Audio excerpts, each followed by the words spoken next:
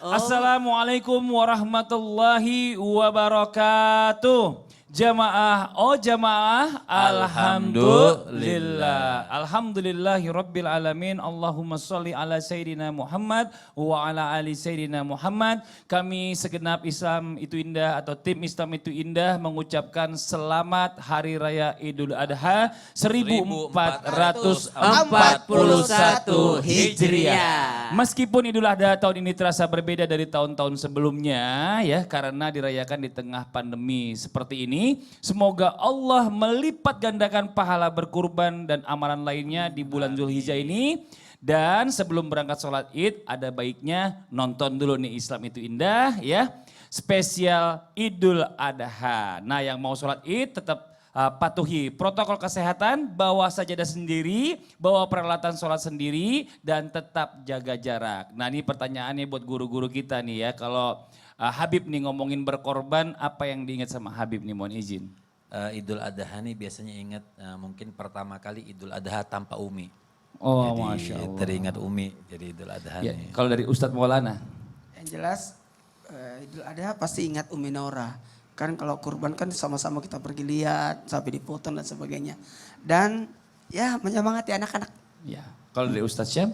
Ya Allah, pengorbanan banyak banget ya, termasuk kalau jomblo tuh korban perasaan mulu karena tiap lebaran ditanyain kapan nikah, kapan nikah. Allahu Akbar. Nah jamaah nih ngomongin soal kurban ya. Mendingan kita bahas saja tema kita pagi hari ini. Ku korbankan segalanya untukmu. Ya buat guru-guru kita silakan duduk dulu, mohon izin silakan.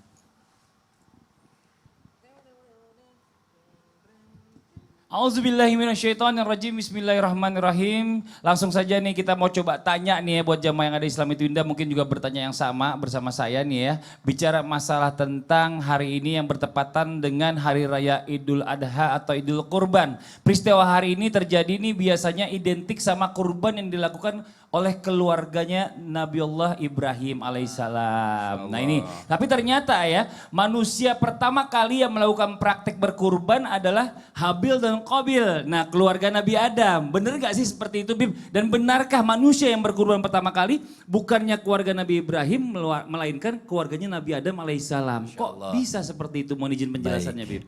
Izin Ustadz Maulana, Ustadz Syam, Fadli.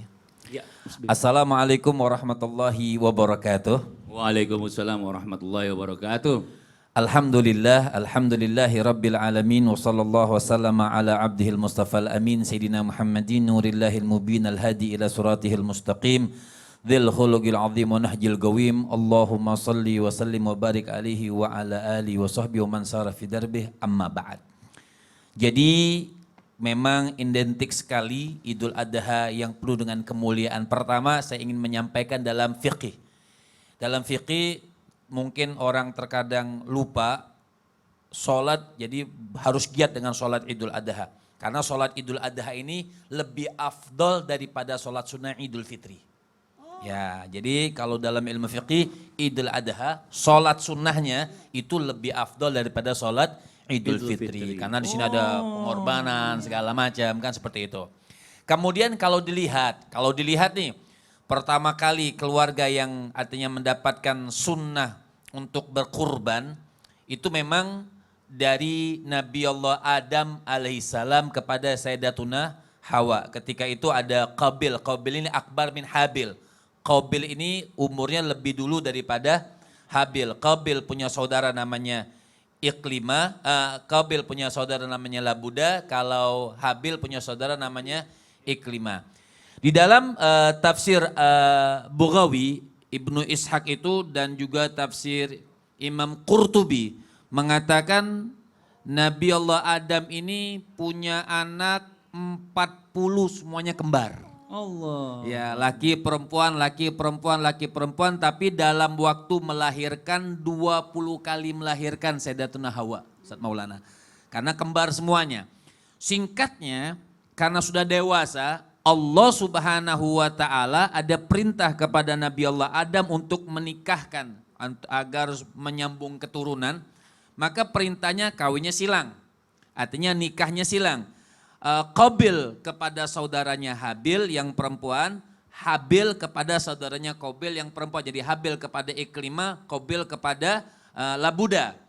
Tapi di sini ada sedikit pertentangan. Ternyata Qabil kurang setuju dengan keputusan ini. Kenapa? Ternyata Iklimah saudarinya lebih cantik daripada saudari daripada Habil, si Labuda. Jadi kurang suka. Nabi Allah Adam bilang begini, sudah kau jangan menentang Allah Subhanahu wa Ta'ala. Tetap karena sudah termasuk hawa nafsu. Dilihat saudarinya lebih cantik, dia pengen tetap menikah sama saudarinya.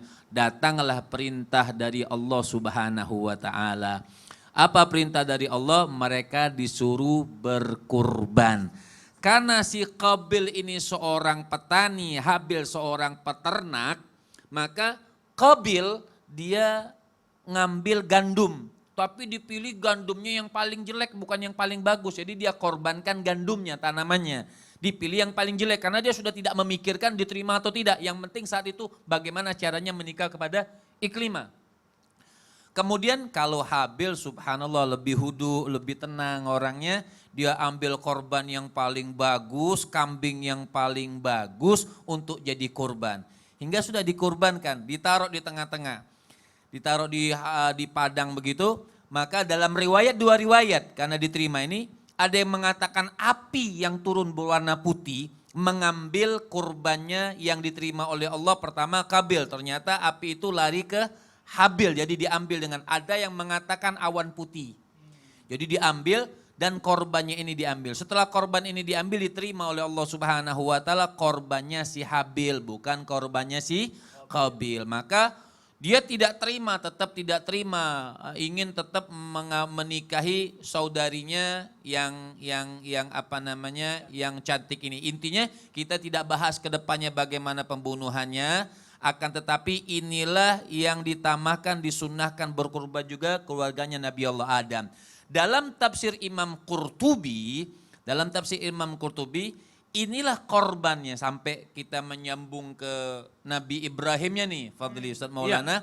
Ya. Jadi dalam tafsir Imam Qurtubi ini dikatakan, oh ternyata kurbannya nih, intinya nih, kurbannya si Habil ini diambil oleh Allah Subhanahu wa Ta'ala, dihidupkan di surga. Inilah kambing kurban yang akan dijadikan ganti sebagai Nabi Ismail. Oh, seperti itu. Nyambungnya ke sana. Iya. Ini Masya Allah, ini bicara masalah tentang riwayat ini harus kita pelajari. Ternyata berbicara masalah tentang kurban ini ya, pertama dari Nabiullah Adam alaihissalam dulu nih terhadap anaknya Qabil dan Habil tadi, karena memperebutkan siapa yang menjadi pasangan hidupnya kan. Betul. Gitu. Ya ini Masya Allah luar biasa. Nah sekarang kita lanjut lagi nih bicara masalah tentang berkorban ya. Korban ini kan adalah kalau yang kita tahu adalah mengorbankan harta. Wah, nah ini dia nih. Sebenarnya mengorbankan harta kita ini maksudnya tuh apa sebenarnya? Dan apakah pengorbanan harta yang kita cintai atau seluruh dari harta kita hingga habis dan tak tersisa? Dan ini bagaimana penjelasannya guru kita Ustadz Syam? Mohon izin silahkan. Bismillahirrahmanirrahim. Alhamdulillahirabbil alamin wassalatu wassalamu ala asyrafil anbiya'i wal mursalin sayyidina Muhammadin wa ala alihi wa sahbihi ajma'in. Asbahna wa asbahal mulku lillahi rabbil alamin. Tabe guru-guruku Ustadz Maulana Habib Muhammad, Mas Fadli dan seluruh guru yang menonton acara ini. Alhamdulillah Idul Adha telah tiba dan kita semua kenal Idul Adha adalah hari raya kurban. Dan pertanyaannya bagaimana ketika orang mengorbankan hartanya atau sesuatu yang dia cintai, apakah harus dihabiskan? Atau ketika dia mengeluarkan sesuatu, apakah tidak ada yang tersisa bagi keluarganya? Sungguh Islam itu bukan agama yang menzalimi umatnya. Islam datang untuk menyelamatkan umat manusia, bukan malah menghabiskan harta umat manusia sehingga dia tidak peduli lagi bersama dengan keluarganya. Coba lihat perintah Allah dalam surah Al-Furqan. وَالَّذِينَ إِذَا أَنفَقُوا لَمْ يُسْرِفُوا وَلَمْ يَقْتُرُوا وَكَانَ بَيْنَ ذَلِكَ قَوَامًا.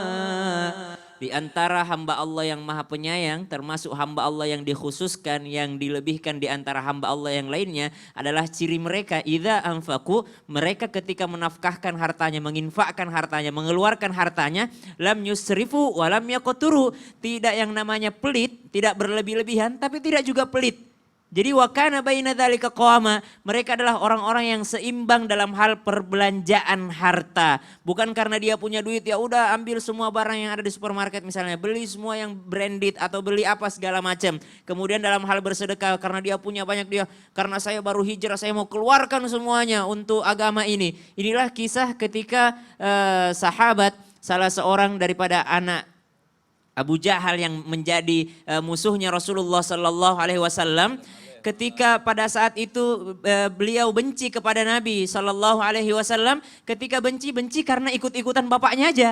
Benci sama Nabi karena ikut-ikutan bapaknya. Padahal dia tahu Muhammad ini orang baik kata Ikrimah. Tapi karena bapakku benci ya udah aku benci juga. Tapi ternyata pada suatu ketika bapaknya pun terbunuh dan dia semakin benci sama Islam. Jadi bukan benci kepada sosok Rasulullah lagi. Tapi dia mulai sangat membenci karena untuk dalam hal balas dendam terhadap ayahandanya. Tapi ternyata pada saat peristiwa Fathu Makkah. Kemudian kaum muslimin semakin membesar. Kemudian pembebasan kota Makkah terjadi. Ikrimah lari ke Yaman. Ketika Ikrimah lari ke Yaman ternyata ada niat untuk mengembalikan Ikrimah ke kota Mekah. Bolehlah kau datang ke sini. Rasulullah berpesan para sahabatnya, jangan kau pernah ejek bapaknya. Karena kalau kau ejek bapaknya, bukan bapaknya yang tersakiti di kubur. Bukan Abu Jahal yang tersakiti di kubur, tapi anaknya yang masih hidup Ikrimah. Sedangkan dia datang ke kota Mekah ini sebagai seorang mukmin. Datang Ikrimah ke kota Mekah, duduk di hadapan Rasulullah Sallallahu Alaihi Wasallam, lalu mengucapkan dua kalimat syahadat, asyhadu an la ilaha illallah wa asyhadu annaka Muhammadar Rasulullah. Setelah bersyahadat dia bilang, izinkan saya menebus dosa-dosaku.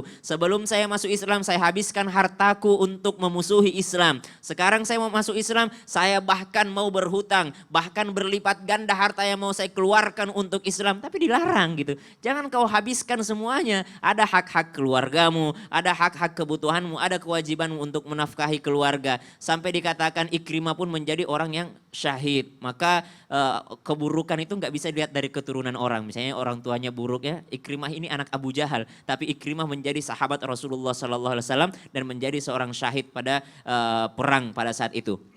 Maka jamaah yang dimuliakan Allah Subhanahu wa taala, Islam itu logis. Islam itu tidak menyiksa hambanya atau umatnya. Ketika diminta kita untuk berkurban, bukan berarti kita menghabiskan harta. Sahabat Abu Bakar As-Siddiq dikenal sedekahnya luar biasa, tapi beliau punya simpanan. Beliau tetap bekerja, bukan yang menghamburkan hartanya tiba-tiba nggak punya penghasilan sama sekali setelah bersedekah. Enggak. Kemudian siapa? Abdurrahman bin Auf mau menghabiskan hartanya, tapi Allah gantikan. Tidak bisa menghabiskan begitu saja. Lihat, sedekah itu wajib. Tapi kadangkala sedekah itu tidak menjadi haji saja, haji yang wajib saja, man istata'a ilaihi sabila. Enggak boleh orang berangkat haji kalau meninggalkan keluarga yang kelaparan. Berarti dia belum mampu, apalagi sedekah. Jangan kau berkurban yang hukumnya sunnah muakkadah, lalu kau membiarkan keluargamu kelaparan di rumah. Ya jadi intinya adalah bicara masalah tentang sedekah ini ada aturannya. Ada ya. aturannya. Mungkin boleh saja besar, tapi Besar. bukan berarti menghabiskan harta yang Iya. ada sampai melupakan keluarganya tadi. Ada hak-hak masing-masing yang perlu kita perhatikan juga. Nah sekarang kita lanjut lagi nih buat jamaah yang ada di rumah nih. Saya punya tayangan ya. Ada tukang daging yang membagikan dagingnya ke masyarakat. Wah, dalam rangka apa nih? Ini dia tayangannya.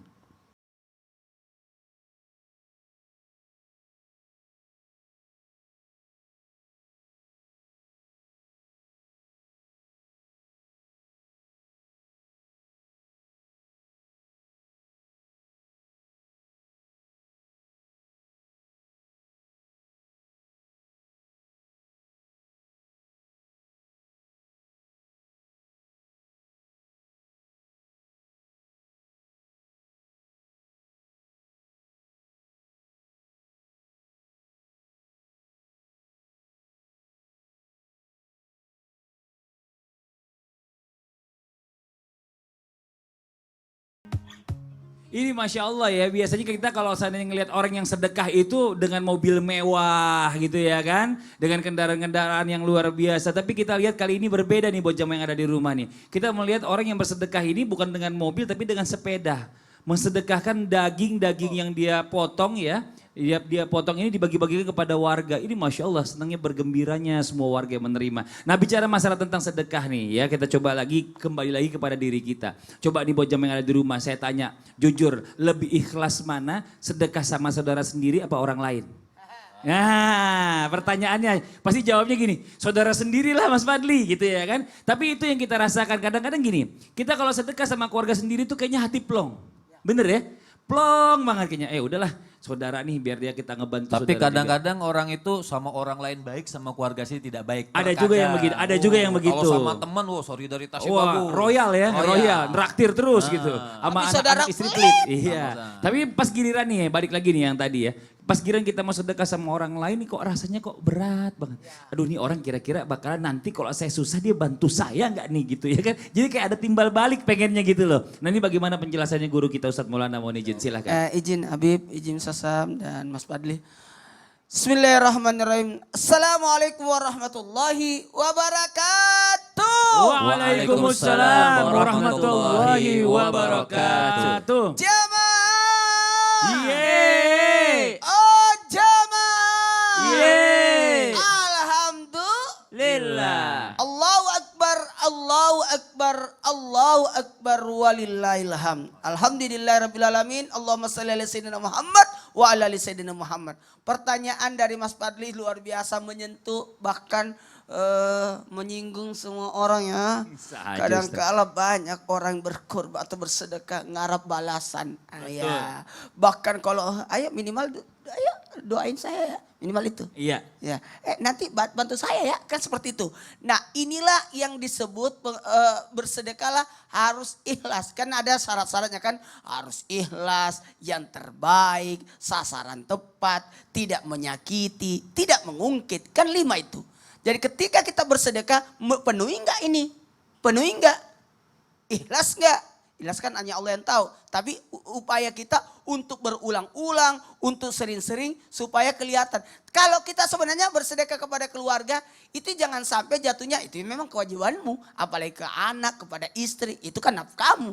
Tapi lebih hebatnya itu ketika kita bisa berbagi kepada minimal siapa yang tidak kita kenal. Tadi kita lihat tayangan tadi naik motor, dia bawa ke motor, ya naik motor, dia bawa kemana-mana dagingnya, itu luar biasa loh. Artinya, ya kita terus terang sebelum kita tonton tadi, kita tuh kepikiran bahwa yang bawa itu mobil, ternyata motor. Nah, dan inilah pembelajaran besar. Intinya kita adalah makhluk sosial dan dituntun untuk apa? Berjiwa sosial. Ada kita mohon maaf ya, kita lahir dibantu manusia, dibesarkan manusia. Jadi kita sebenarnya bergantung banget, makanya pada saat ini bisa jadi kita berada di atas, besok lusa kita ada di bawah. Atau bisa jadi kita membantu ini, besok lusa anak kita yang dibantu. Kepikiran seperti itu kan. Nah buat kita juga, ayo berbuatlah sebanyak-banyaknya, semoga diantaranya ada yang ikhlas. Karena persoalan ikhlas kembali lagi, tidak ada yang tahu. Pokoknya, apakah saya ikhlas? Apakah enggak usah, bagi saja, kasih saja.